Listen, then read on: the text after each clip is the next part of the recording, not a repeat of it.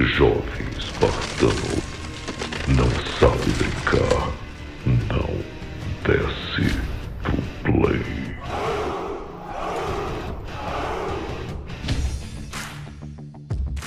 Fala aí, meus espartanos, é um grande prazer em ter vocês aqui novamente. Já sabe o procedimento, né? Começamos aqui o vídeo, se acomoda, fica à vontade e vamos partir agora para esse assunto que tá dando o que falar agora recentemente na internet. Bom, foi pedido muito que eu falasse a respeito do Xbox Series S novamente, mas dessa vez considerando fatores que poderiam ser negativos, ou seja, coisas desse console que poderiam impactar negativamente no Xbox Series X. E por que a gente fala isso? Porque naturalmente, assim como o cross-gen costuma gerar gargalos na geração mais forte de videogames, uma versão, mesmo que seja de nova geração, porém muito mais fraca de console, poderia trazer esse mesmo impacto? É isso que você vai descobrir nesse vídeo. Já faz um bom tempo que eu venho conversando com alguns seguidores e apoiadores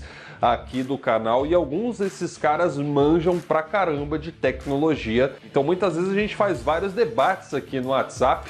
E uma das coisas que a gente andou conversando bastante esses tempos foi justamente a respeito desse possível gargalo que o Series S poderia causar. E aí, coincidentemente, um site que eu gosto pra caramba, que é o PC Manias, que inclusive eu recomendo muito pra vocês, fez um artigo falando justamente disso. E o cara abordou ali uns detalhes muito bacanas, então eu recomendo você também dar uma olhada aqui no artigo, que eu vou deixar aqui na descrição. Mas voltando aqui pro foco do vídeo, por que eu falei que pode ter um lado negativo por causa da CPU? Bom, isso acontece porque, como nós sabemos, o computador ele não funciona apenas pegando dados do HD ou do SSD e já mandando direto para a CPU e para a GPU trabalhar. Existe um meio termo entre esses dois que se chama memória RAM, que é uma memória de acesso rápido e é utilizada por todo o sistema do PC, e é de lá que esses componentes tiram as informações que eles vão levar para processamento. E não é preciso ser muito esperto para saber que dentre os dois, quem mais consome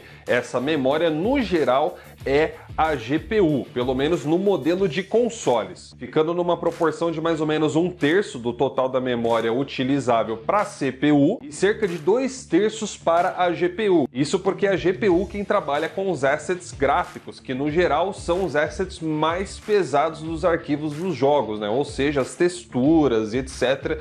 Esses são os arquivos brutos mais pesados que tem. Então eles ocupam a maior parte do que é alocado aí nessa memória. Em uma porcentagem daria mais ou menos aí de 33% a 40% dos arquivos para CPU e de 60 a 67% mais ou menos aí para os arquivos da GPU. A gente usa como base o próprio Xbox Series X, que dos seus 16 GB de memória vai utilizar aí uns 13,5 GB. E se você usar essa mesma escala no Xbox Series S, que parece que vai ter aí uns 10 GB de memória, ele teria então disponível em torno de uns 7,5 GB para os jogos. O que não é uma coisa muito gritante, porque se você parar para pensar, os consoles base da geração atual tem geralmente em torno de uns 5,5 GB disponíveis para os games, né? Então você não tem um acréscimo muito grande de memória. Então já começa aí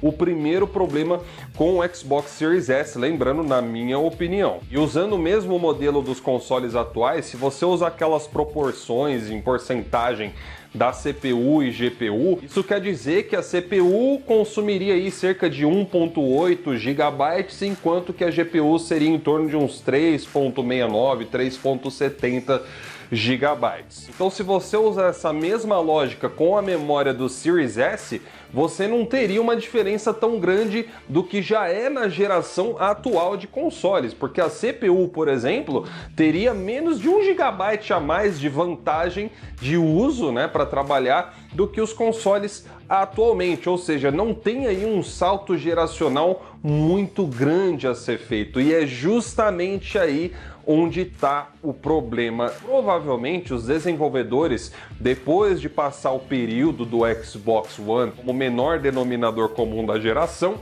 O menor denominador comum provavelmente vai se tornar o Xbox Series S. E aí vocês lembram que eu falei lá no começo do vídeo sobre o problema da CPU ser a mesma? Pois é. Justamente pelo fato do Xbox Series S poder utilizar a mesma CPU do Series X, ele vai ter uma limitação de memória do Series S como denominador comum. E se isso passar para o Series X, significa que haverá um gargalo de potência na versão mais forte do Xbox. Você tá entendendo agora? Porque tecnicamente ele poderia ficar restrito ao mesmo número de RAM do Series S. Pode ser que os desenvolvedores acabem não se dando ao trabalho de otimizar tão bem quanto eles fariam se eles fossem fazer e ter essa desenvoltura focada apenas no Series X e PlayStation 5, razão pela qual eu falei que isso também poderia, na teoria, impactar no console da Sony. E é aí onde entra o principal perigo, pelo menos na minha opinião. Você pode discordar disso. Imagina que você é um desenvolvedor que não é atrelado a nenhuma das duas empresas. Você é, digamos assim, independente. Você pode fazer os seus jogos, independente de serem AAAs ou não, para a plataforma que você quiser. Para qual plataforma você optaria em fazer o seu jogo? Visando, obviamente, os lucros, que é o que mais interessa para eles. Para todas as plataformas possíveis.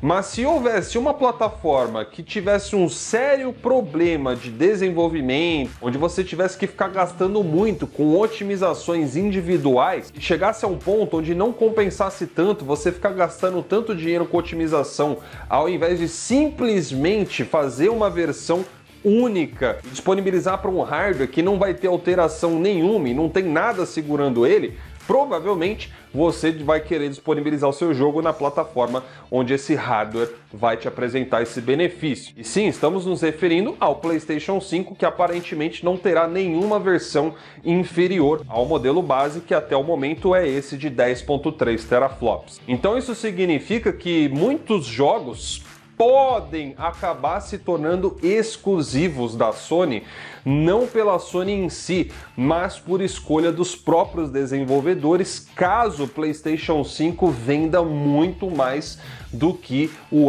Xbox Series X ou o Xbox Series S nessa próxima geração. Então a tendência é que aconteça justamente isso, pelo menos é uma das possibilidades que eu enxergo nessa situação, que poderia implicar em jogos menos atraentes e uma menor diversidade do lado do Xbox. E um último ponto a respeito desse lado negativo está ligado justamente com que um dos diretores de um dos jogos que estão sendo feitos exclusivamente para o Xbox, que é o Scorn, falou em uma entrevista, onde ele disse que desenvolver um jogo focado apenas na geração atual é muito mais benéfico e mais prático do que tentar fazer um jogo cross-gen, que atenda a hardwares muito diferentes.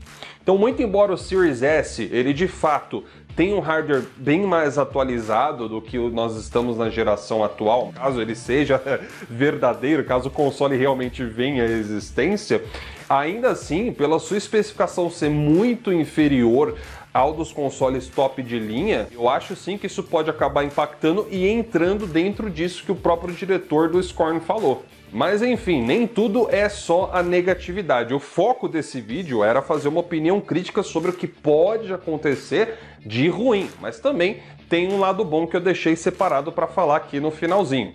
Primeira coisa, a acessibilidade. Obviamente tem que ser um console que custe bem mais barato que a versão do Xbox Series X, então monetariamente é mais atrativo ao consumidor. Segundo ponto que também é positivo, cara, por mais que ele possa ser bem mais fraco que os consoles top de linha, ainda assim é melhor ter um Xbox Series S como denominador mínimo comum do que um Xbox One Fat, que tem menos de 2 teraflops de potência, ainda por cima em arquitetura GCN. E aí entra um dos últimos pontos positivos que eu quero citar aqui.